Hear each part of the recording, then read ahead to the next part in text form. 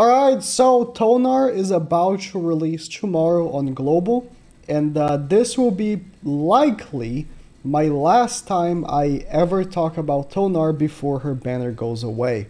The reason for that is because we already know ReZero's coming out in a few days.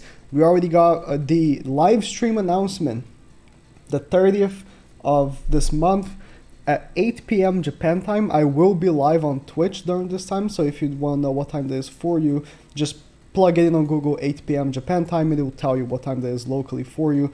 We'll be live reacting to it. They've been, teasing. They've like the D2 and the D3 as well with the butterfly on Echidna. So we know, we've been known, right? ReZero is coming out. So likely, I will not be making any Tonar videos anymore for the foreseeable future because I'll be focusing on my time with ReZero and the content that will come with it. So, as dramatic as that sounds, this is my last warning. Do not underestimate how good this character is, because that is what I've been seeing for a lot of people that don't really know how dogs work. They looked at Tonar, they saw it was not Freya, so they decided Tonar is bad. Where it's just the complete opposite.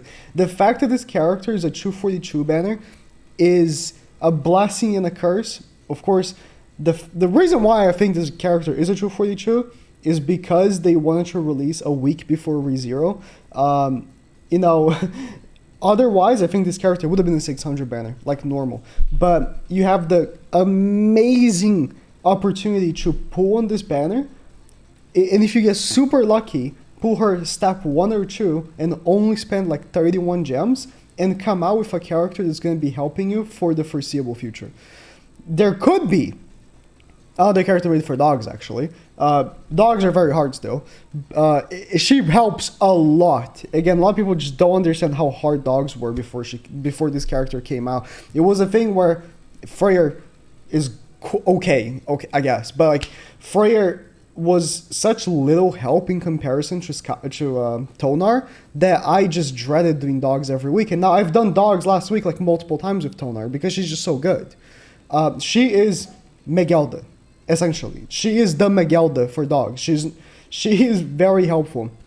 Where you kind of also want to have Freyr because he's nice. She works with so many teams. I've been seeing, myself, I've made already my initial video for her where it's both her and Freyr, which works pretty well. It's like for Bird, right? They released Megelda, which was awful, but let's say current Megelda with Holy Relic and everything. Megelda is really good, but she works incredibly well with Brynhildr still. It's a similar case where Tonar is really good, but she still works really well with Freyr. But you can also use different stuff. Of course, I've done this as well with no Freyr. I've done with Rimuru. And there's so many teams people are coming out for this. This is Andy. He did a run, of course, with Trillimelli over the Galfer Relic, if you want to run like that. This is from Dora-chan. He did a run with Festival King plus Galfer. And I saw Marili yesterday. Did a run with Festival King with Brawler Ban using Freyr, so not like these Sky teams, but who cares? Brawler Ban.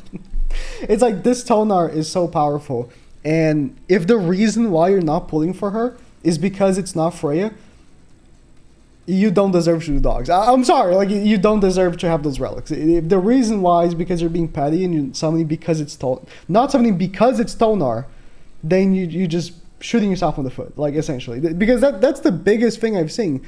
People don't want to summon for her because it's not Freya, which fair enough. Freya is a character I'm assuming everyone's gonna be pulling for, but we don't know if she would be a dog character. She could be. We just don't know. That's the issue, right? Lack of information. It would be so nice for global players if you were still months behind, right? Because more likely we would have already had Freya by the time Tonar would have come out on global, stuff like that. But yeah, of course, there's still ReZero to come out, and we don't know what those characters do. So my general recommendation is Tonar is going to come out only a few hours before the banner drops before the live stream drops So you could just wait, see what the ReZero characters do. If they're just like characters, let's say you're already content with your PvP team, you don't really care, they don't look that OP, just throw in 1/6 Tonar does damage cap. 1/6. She doesn't need dupes, straight up. She just straight up doesn't need dupes because at 1/6, because there is a damage cap on dogs. If there was no damage cap, then dupes would matter, right? But because her ultimate hits so hard, at 1/6, she hits damage cap. Now, people are going to be asking what gear to use on her. I've been rocking, personally, attack crit resistance. Because if you don't run, with defense rolls, if you don't run crit resistance on this character, she will get crit all the time. She does not have really good crit resistance. Like, this is with the gear, right? So she gets crit all the time, and the dogs must have like super insane crit damage because they hit you so much harder when they crit. It's insane. So you want to have crit resistance. Now for attack or HP, it doesn't really matter. I would say with HP, you're probably not doing the damage cap at 1/6, but it doesn't really matter. I would recommend, if you're confident that your Tonar is not going to die, then sure, you can use attack like I am. But I would have been just okay with HP as well. Initially I made attack defense, but then I realized she was taking too much damage, so crit resistance had to do. Same thing, it's the same thing for the Liz, right? So, green, Liz, oh, I mean, that would have worked, but the green Liz that we've been using as the optimal team, now thankfully she's not on the optimal team anymore, thank God. Everyone had to make crit resistance gear for her as well, because she was just simply taking too much damage. And she was not the character to use Tarmiel Link on, it was Freyr. Because Freyr also took a lot of damage, and he also was more likely the focus for the dogs. Freyr still takes a lot of damage, by the way. Like, it's funny, because like, Freyr is really good. I would prefer if the best team, because we still actually don't really know what the best team is. The fastest team I've seen is... it's this one. This is the fastest team because then you get the Gaffer Relic and the Tonar, and your characters are zooming. Like, you're doing so much damage. Like, this is the best team in theory, currently, right? But we can't really tell for sure. It's only been a few days. So we don't know the best team, but I would prefer for it isn't the best team because it's quite nice having the Death Ultimate. He's just very squishy, and the fact that he doesn't remove stances on his level 1 is kind of annoying. Like, Tonar also has that. And it's both. It's annoying on both. There's no excuse for Tonar either. It's annoying on both.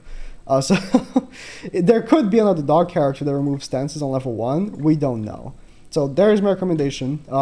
Don't skip Tonar. If you want to skip Tonar because you don't care for the dogs right now and you want to wait for it to return, that's valid. I think that's valid. But if the reason why you're skipping her is because it's Tonar, I don't think that's valid, and you don't deserve dog relics.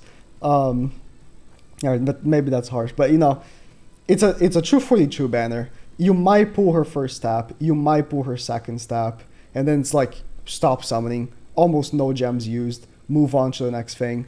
Ragnarok is gonna come back probably in a month again because they've been spamming Ragnarok banners, so she will likely return. Then you get the dupes there, you know. I don't know, but yeah, don't know. Next time I'm gonna make a dog video, so why don't you put that out there.